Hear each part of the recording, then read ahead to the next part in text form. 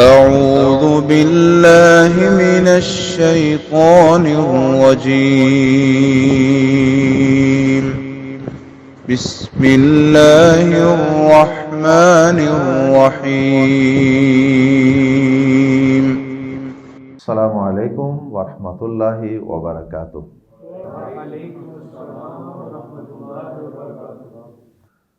سورۃ النمل آیت نمبر 41 سے 44۔ ان الحمد للہ والصلاة والسلام علی رسول اللہ اما بعد۔ اعوذ باللہ السمیع العلیم من الشیطان الرجیم من ہمزہ ونفخہ ونفثہ۔ قال نکروا لها عرشها ننظر اتهتدی ام تکون من الذین لا يهتدون۔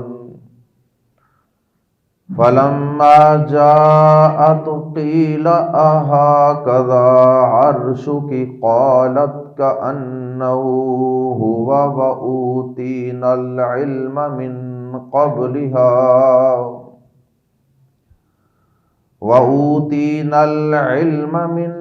قبلها وكنا مسلمين۔ وصدها ما كانت تعبد من دون الله إنها كانت من قوم كافرين۔ قیل لها ادخل الصرح فلما رأته حسبته لجة وكشفت عن ساقيها قال إنه صرح ممرد من قوارير۔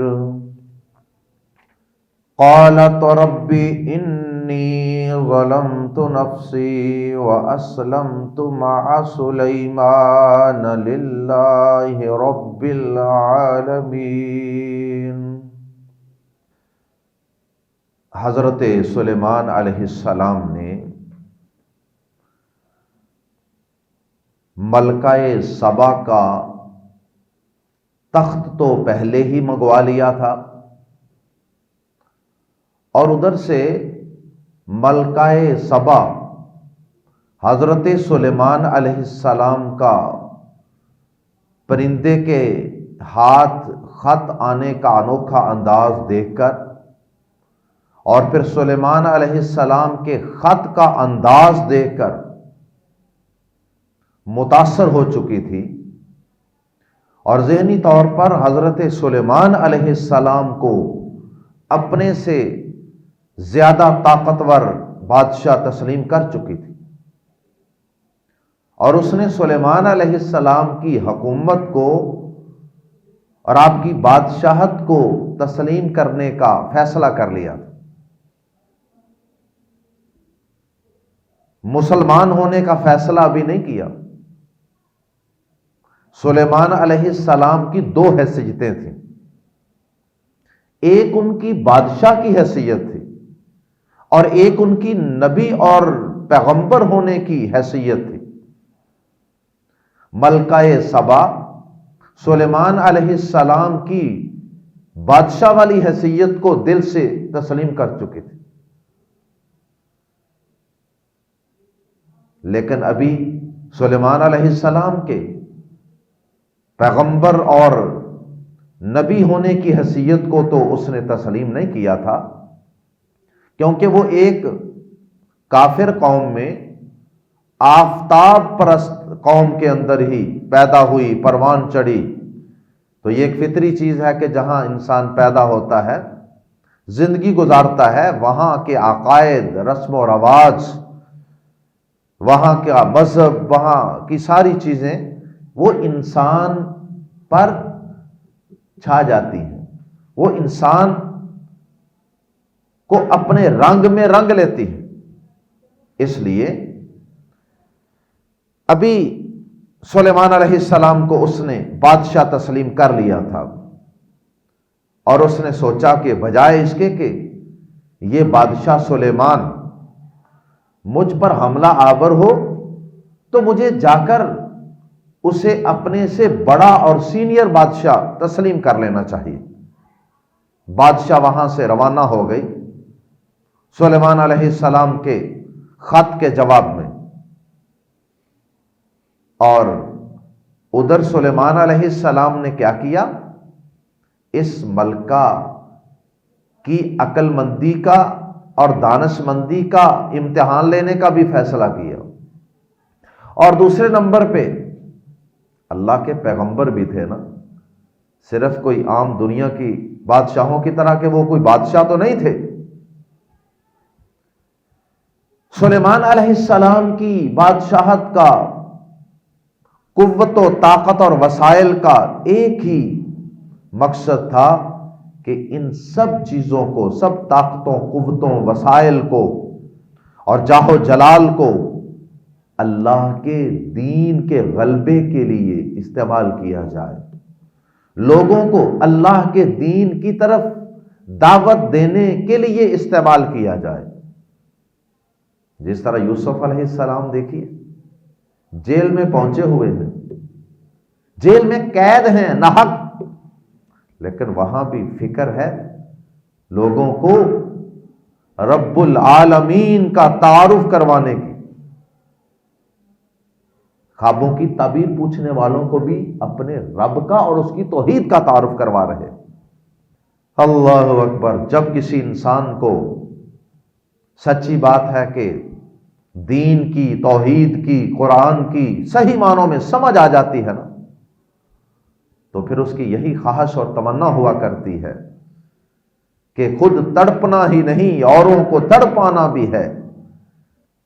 اس کی کوشش اور خواہش یہ ہوتی ہے کہ جس دین کی، جس قرآن کی، جس نماز کی، جس اطاعت رسول کی مجھے سمجھ آ گئی ہے نا، اب ساری کائنات کے سب لوگ اس دعوت کو قبول کر لیں۔ سلیمان علیہ السلام نے اس ملکہ کو مسلمان کرنے کے لیے بھی اس کے سامنے ایسی چیزیں پیش کرنے کا فیصلہ کیا کہ جس سے اسے متاثر کیا جا سکے، جس سے اس کے دل کے اندر اسلام کی اور توحید کی اور خالق ارض و سما کی محبت کو پیدا کیا جا سکے۔ صرف تلوار، طاقت کے زور پر کسی کو مسلمان کرنا ایک تو ویسے بھی جائز نہیں، لا اکراہ فی الدین۔ وہ اوپر سے آپ کے کہنے پر کلمہ توحید کا اقرار کر بھی لے تو فائدہ، اندر سے تو وہ کافر ہے، اور کافر کا انجام تو جہنم ہی ہوگی، وہ جہنم سے تو پھر نہ بچا۔ آپ کو گن پوائنٹ پہ اسے مسلمان بنانے کا فائدہ تو کوئی نہ ہوا، چونکہ اصل مقصد لوگوں کو دل سے مسلمان کرنا ہوتا ہے اور لوگوں کو جہنم کی آگ سے بچا کر اللہ کی جنتوں کا مہمان بنانا ہوتا ہے۔ اس لیے انبیاء کرام اور جو صحیح داعیان اعظام ہوتے ہیں وہ کبھی بھی لوگوں کو زبردستی مسلمان نہیں بنایا کرتے، وہ دلوں کو مسخر کیا کرتے ہیں۔ سلیمان علیہ السلام نے اس کے لیے دو کام کی۔ ایک تو یہ کہا کہ اس طرح کرو کہ یہ جو ملکہ کا عرش، یہ ملکہ کا جو تخت تم اٹھا کر لائے ہو، اس کے اندر تھوڑی سی کوئی امینڈمنٹ کر دو، تھوڑی سی کوئی تبدیلی کر دو، بہت زیادہ نہیں، تھوڑی سی۔ وہ جس طرح وہ اخبارات میں، بچوں کے میگزینز میں وہ دو تصویریں آیا کرتی تھیں ملتی جلتی، دونوں میں معمولی سے کوئی 1 2 3 فرق ہوتے تھے، اوپر لکھا ہوتا تھا فرق تلاش کیجیے۔ آپ یوں سمجھیے کہ اسی طرح سلیمان علیہ السلام نے اس ملکہ کے تخت میں چھوٹی چھوٹی کچھ تبدیلیاں کروا دی، اور سوچا کہ یہ آئے گی نا تو پھر اس سے پوچھیں گے کہ بتاؤ تمہارا تخت اسی طرح کا ہے، تو اس کی ایک تو فہم و فراست کا امتحان ہوگا، اور دوسرا یہ ہے کہ یہ تھوڑا سا تجسس پیدا کیا کہ اس کو آہستہ آہستہ پتہ چلے کہ یہ اسی کا تخت ہے۔ دوسرا اس کی فہم و فراست کا امتحان بھی ہوگا، اس کی ذہنی سطح کا بھی سلیمان علیہ السلام اندازہ کرنا چاہتے تھے، کند ذہن ہے کہ عقل مند ہے، کیونکہ ذہنی سطح کا اندازہ ہو جائے تو پھر اس کے مطابق دعوت دینا آسان ہو جاتا ہے۔ ایک موٹے دماغ کا آدمی ہے، اس کو آپ نے توحید سکھانی ہے، دین سکھانا ہے، اس کے لیے آپ کو کچھ اور طریقے اختیار کرنے پڑیں گے، اور ایک فہم و فراست والا سمجھدار قسم کا عقل مند انسان ہے، پڑھا لکھا انسان ہے، تو اس کو دین کی دعوت دینے کے لیے اور طریقہ اختیار کرنا۔ ملکہ سبا آ گئی تو اس سے پوچھا کہ کیا آپ کا تخت ایسا ہی ہے؟ تو پھر اس نے اپنی عقل مندی کا مظاہرہ کیا، اس نے کہا، یہ بھی نہیں کہا کہ وہی ہے، کیونکہ اس نے فرق پہچان لیے تھے۔ کہنے لگی کہ یہ گویا کہ وہی ہے، یعنی اسی طرح کا ہے، وہ نہیں، اس طرح کا ہے۔ اور ساتھ ہی اس نے کہا کہ اے سلیمان علیہ السلام، ہم آپ کے علم کے، آپ کی بادشاہت کے اور آپ کی طاقتوں کے، قوتوں کے پہلے سے معترف ہو چکے ہیں، ہم اس کو پہلے سے تسلیم کر چکے ہیں یہاں آنے سے پہلے، اور ہم اپنے علاقے سے، اپنی سرزمین سے ہی آپ کے مطیع ہو کر ہی یہاں آئے ہیں، اور مطیع ہونے سے مراد یہاں صرف ان کی بادشاہت میں مطیع ہونا، نبوت اور رسالت میں نہیں۔ دوسرا امتحان جو حضرت سلیمان علیہ السلام نے اس کا لیا، اور اس کو اسلام کی اور توحید کی دعوت دینے کے لیے جو انداز اختیار کیا، اور سورج چاند ستاروں کی پوجا پاٹ سے اسے متنفر کرنے کے لیے حضرت سلیمان علیہ السلام نے جو انداز اختیار کیا وہ یہ تھا، یا تو سلیمان علیہ السلام کا پہلے ہی ایسا محل تھا، یا انہوں نے باقاعدہ اس ملکہ کو مسلمان کرنے کے لیے ایک شیش محل تیار کروایا۔ شیش محل کا مطلب شیشے کا محل،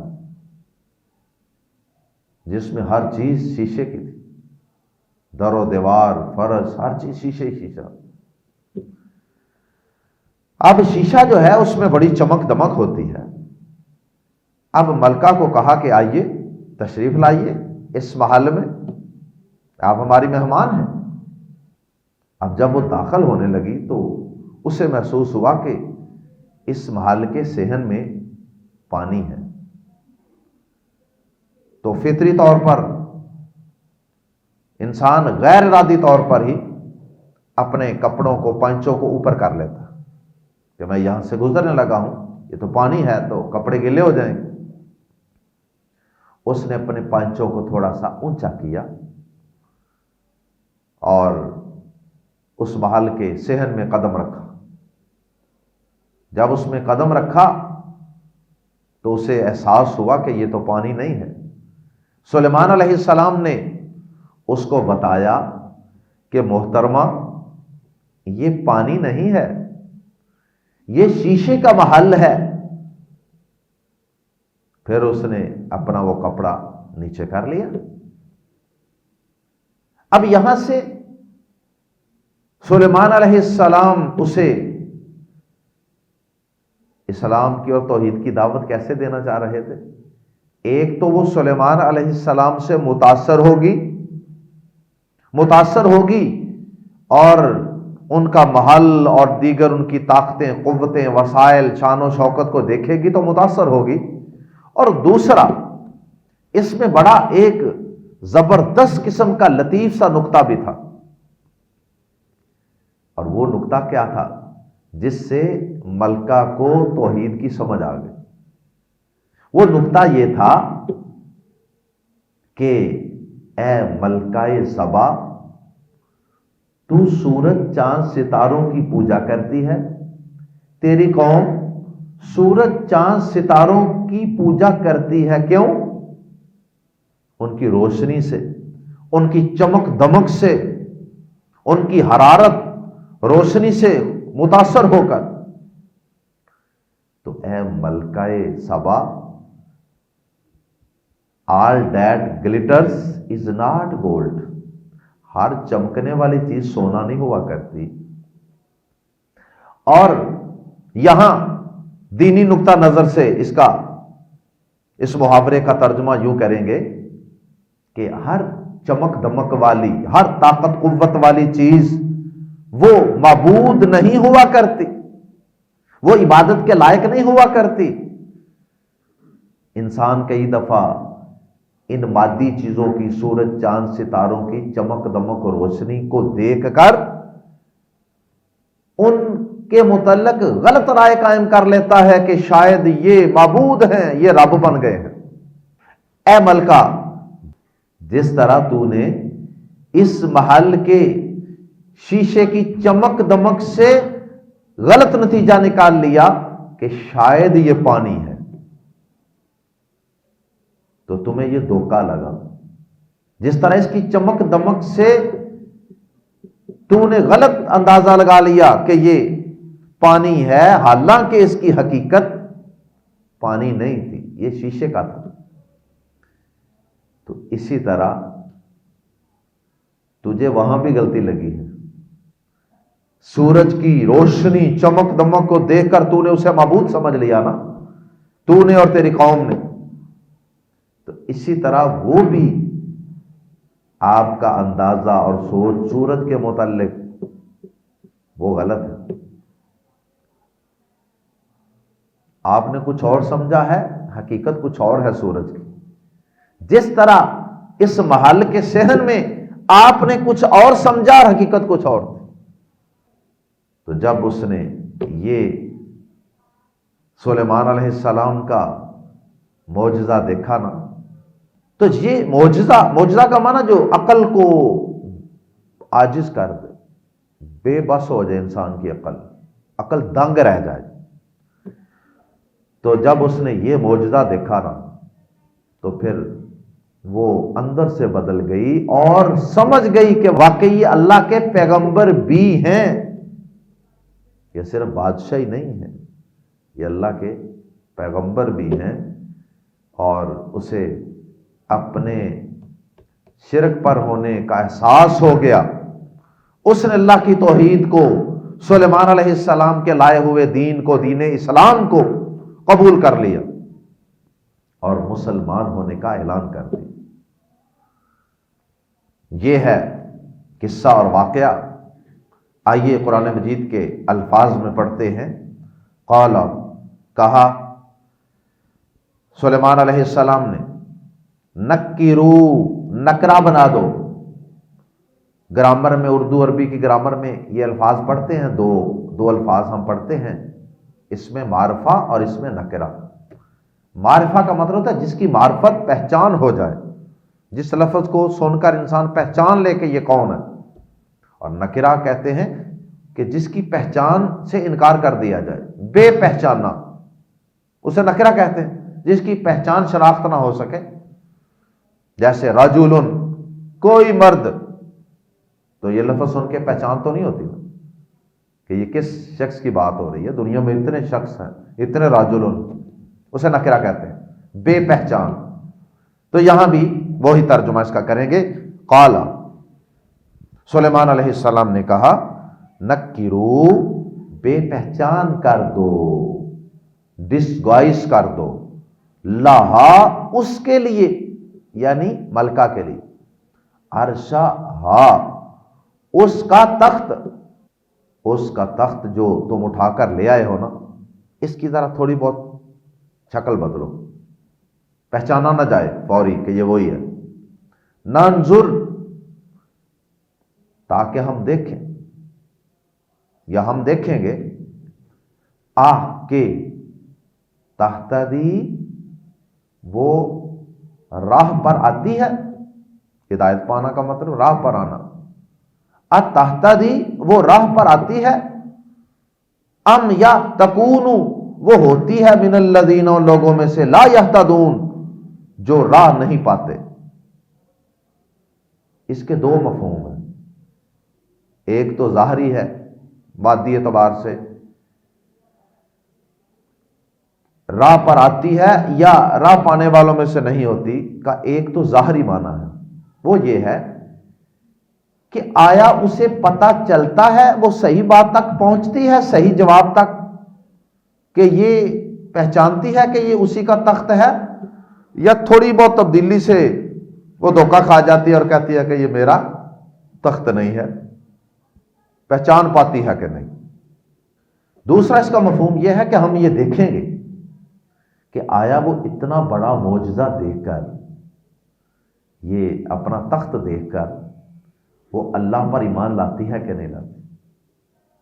یہ معنی بھی ہو سکتا ہے. راہ پانے کا معنی یہاں ظاہری اعتبار سے بھی ہو سکتا ہے کہ وہ تخت کو پہچانتی ہے کہ نہیں، اور یہ معنی بھی ہو سکتا ہے کہ یہ اتنا بڑا معجزہ دیکھ کر وہ اپنے رب کو پاتی ہے کہ نہیں، حق کو پاتی ہے کہ نہیں. فلما، تو پھر جب جاءت، وہ آئی یا آ گئی، قیلا، کہا گیا، کیا ہاکذا، کیا ایسا ہی ہے، اس جیسا ہی ہے، عرشو کی، تیرا تخت. سلیمان علیہ السلام نے بھی کمال فہم و فراست اور ذہانت کے ساتھ بڑی عقل مندی سے سوال کی. یہ نہیں کہا کہ کیا یہ تیرا تخت ہے، کیونکہ اگر یہ کہتے تو پھر اس میں اشارہ موجود تھا. کئی سوالوں کے اندر ہی جواب موجود ہوتا ہے، اشارہ موجود ہوتا ہے. اگر وہ یہ کہتے کہ یہ ملکہ صاحبہ یہ آپ کا ہی تخت ہے، تو پھر تو فوراً ذہن چلا جاتا نا کہ ہاں. اس کی بجائے یہ کہا کہ کیا ہاکذا عرشو کی، کیا تیرا تخت ایسا ہی ہے، یعنی آپ کا عرش، آپ کا تخت بھی ایسا ہی ہے. یعنی اسے یہ محسوس ہو کہ شاید یہ کوئی اور تخت ہے میرے تخت سے ملتا جلتا. قالت، اس نے بھی آگے سے کمال جواب دیا، بڑا جچا تلا اور محتاط جواب. کأنہو، گویا کہ وہ، ہوا وہ ہی ہے، کأنہو ہوا، یہ تو گویا وہی ہے، یعنی کہ یہ تو ایسا لگ رہا ہے جیسے میرے تخت جیسا ہی ہے. اب دیکھیں اس میں کوئی بات بھی کلیئر نہیں. یہ بھی نہیں کہا کہ میرا ہی ہے، اور یہ بھی نہیں کہا کہ میرا نہیں ہے، بلکہ یہ کہہ دیا کہ یہ تو گویا وہی ہے، یعنی اس سے ملتا جلتا ہی ہے. وَأُوتِينَا الْعِلْمَ، اور اوتینا، ہم دیے گئے تھے، پہلے ماضی مجہول، العلم، علم، من قبلہا، اس سے پہلے، اور ہم اس سے پہلے علم دیے گئے تھے. یعنی ملکہ یہ کہنے لگی کہ ہمیں تو اس سے پہلے ہی آپ کی شان و شوکت کا اور آپ کی سلطنت کا پورا علم ہو چکا تھا.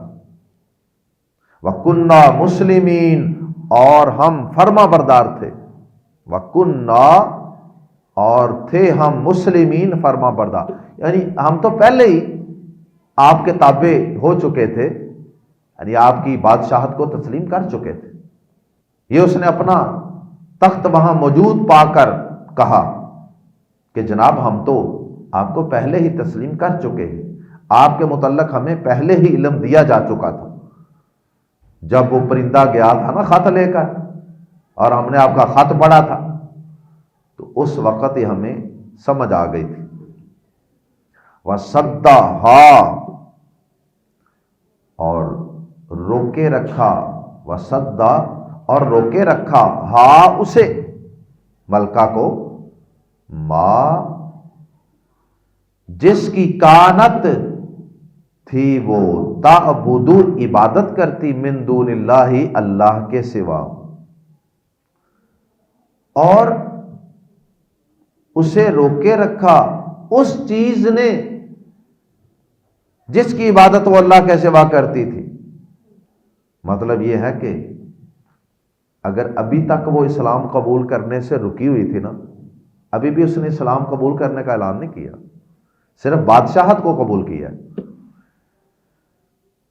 تو اللہ تعالیٰ فرماتے ہیں کہ اگر ابھی تک وہ رکی ہوئی تھی نا تو اسے اس چیز نے روکا ہوا تھا، یعنی اس آفتاب پرستی نے روکا ہوا تھا جس کی وہ اللہ کے علاوہ عبادت کرتی تھی۔ اور وہ سورج کی عبادت، آخر انسان ایک عقیدے پہ لگاؤ تو اس کو اتنی جلدی چھوڑا تو نہیں جاتا۔ اور وہ اگر سورج کی پوجا کرنے والی تھی تو وہ اس لیے نہیں کہ وہ بڑی کوئی ضدی تھی، کوئی بڑی ہٹ دھرم تھی، ایسا نہیں تھا۔ اصل وجہ یہ تھی کہ انہا بلا شبہ وہ کانت تھی من قوم کافرین، کافر لوگوں میں سے، وہ رہتی یہ کافر قوم میں تھی، ادھر ہی پلی جوان ہوئی تو پھر انسان پہ وہاں کے عقائد کا گہرا اثر تو ہوتا ہے نا، جہاں وہ جوان ہوتا ہے، پلتا ہے، بڑا ہوتا ہے۔ اس وجہ سے ابھی تک وہ دل کے اندر کشمکش میں تھی، اور اس سورج کی پوجا نے اور اس قوم پرستی نے اور وہاں کے رسم و رواج نے ابھی تک اسے روکا ہوا تھا اسلام قبول کرنے سے۔ سلیمان علیہ السلام نے پھر ایک اور معجزہ دکھا دیا۔ قیلا کہا اللہ کے حکم سے، قیلا کہا لہا اسے، ادخلی داخل ہو جا۔ ادخل مذکر کے لیے ہوتا ہے، ادخل داخل ہو جا، اور مؤنث کو کہنا ہو تو ادخلی فعل امر کے آخر میں چھوٹی یا لگا دیتے ہیں۔ ملا کے پڑھیں گے قیلا لہدخلی، اور الگ الگ پڑھیں گے قیلا کہا گیا لہا اس سے، ادخلی داخل ہو جا، الصرح محل میں، انٹر دی پیلس، ادخل الصرح داخل ہو جا اس محل میں۔ سرہن یہ محل کے لیے بھی لفظ استعمال ہوتا ہے، پیلس کے لیے، اور صحن یا فرش کے لیے بھی استعمال ہوتا ہے۔ ایک ہی آیت میں یہ دونوں معنوں میں استعمال ہو رہا۔ فلما تو جب، رأت اس نے دیکھا، ہو اسے، تو جب اس نے اسے دیکھا، کسے دیکھا؟ اس محل کو، حسبت تو اس نے سمجھا، ہو اسے، اس محل کو، لجتن گہرا پانی، باڈی آف واٹر سمجھا اس کو، وکشفت اور اس نے اٹھا لیا، اس نے ہٹا لیا، لفظی معنی ہٹانا، کاشف کا معنی ہٹانے والا، وکشفت اور اس نے ہٹا لیا، مراد ہے اٹھا لیا، ان سے ساقی ہاں اپنی دونوں پنڈلیوں سے، ساقینی تھا، ساقن پنڈلی اور ساقینی دو پنڈلیاں، درمیان سے نون حذف ہو گیا، ساقی ہاں اپنی دونوں پنڈلیوں سے کپڑا اٹھا لیا۔ قالا اس نے کہا، یعنی سلیمان علیہ السلام نے کہا، انہو بلا شبہ یہ، سرہن ایک فرش ہے۔ سرہن کا یہاں ترجمہ، پیچھے تو ہم نے ترجمہ کیا نا ادخل السرح، محل ترجمہ کیا، یہاں بھی ترجمہ محل کر سکتے ہیں اور فرش بھی کر سکتے ہیں، صحن یا فرش۔ قال سلیمان علیہ السلام نے کہا، انہو بلا شبہ یہ، سرہن فرش ہے یا محل ہے، ممردن ملائن سموتھ، من قواریرا، قواریرا قارورت ان کی جمع، قارورہ شیشے کو کہتے ہیں اور قواریر اس کی جمع، من قواریرا شیشوں کا، ایک خاص ٹیکنیک سے شیشوں کو جوڑا گیا تھا، جس سے وہ ریفلیکشن ہو رہی تھی اور ایسا لگ رہا تھا یہ پانی ہی ہے. انہ صرح ممرد من قواریر، یہ تو شیشوں کا ملائم بنایا ہوا فرش ہے یا شیشوں کا ملائم بنایا ہوا محل ہے. سارا محل بھی اسی طرح کا ہو سکتا ہے جس طرح کا فرش تھا. قالت، اس نے کہا، ربی، اے میرے رب، یعنی ملکہ نے کہا، اے ربی، اے میرے رب، انی ظلمت، بے شک میں نے ظلم کیا، نفسی، اپنی جان پر. جو سورج کی پوجا کرتی رہی آج تک، خالق حقیقی کو میں بھولی رہی اور میں شرک کرتی رہی، سورج چاند ستاروں کو پوجتی رہی. میں غلطی پر تھی، مجھے دھوکا لگا ان کی چمک دمک کو دیکھ کر. رب انی ظلمت نفسی، اے میرے رب، میں نے اپنی جان پر ظلم کیا ہے. وَأَسْلَمْتُ، اور میں فرما بردار ہو گئی، مع سلیمان، سلیمان کے ساتھ، للہ، اللہ کے لیے، اللہ کی فرما بردار ہو گئی. اور رب العالمین، جو تمام جہانوں کا پروردگار ہے. اللہ اکبر، جو پروردگار عالم کا رب ہے، میں اس اللہ کی فرما بردار ہو گئی ہوں سلیمان کے ساتھ. کیا مطلب؟ کہ سلیمان علیہ السلام بھی فرما بردار ہیں، میں بھی ان کے گروہ میں، اہل توحید کے گروہ میں، اہل ایمان اور اہل اسلام کے گروہ میں داخل ہو گئی، اور میں نے سورج کی، چاند ستاروں کی پوجا پاٹ سے آج کے بعد توبہ کر لی ہے. اور اس طرح یہ ملکہ سبا کے مسلمان ہونے پر واقعہ ختم ہوا. آخر میں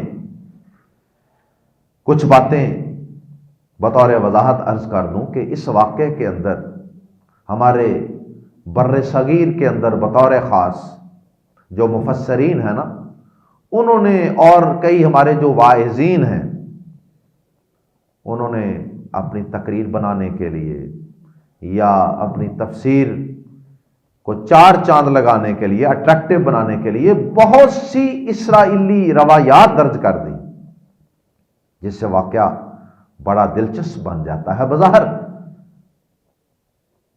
کچھ باتوں کی طرف تو میں اشارہ ساتھ ساتھ کرتا رہا، اور یہاں یہ جو آخر میں آج ہم نے آیات پڑھی ہیں، ان کے حوالے سے بھی بڑی بڑی عجیب و غریب باتیں لکھی گئی ہیں، بے سر و پا باتیں.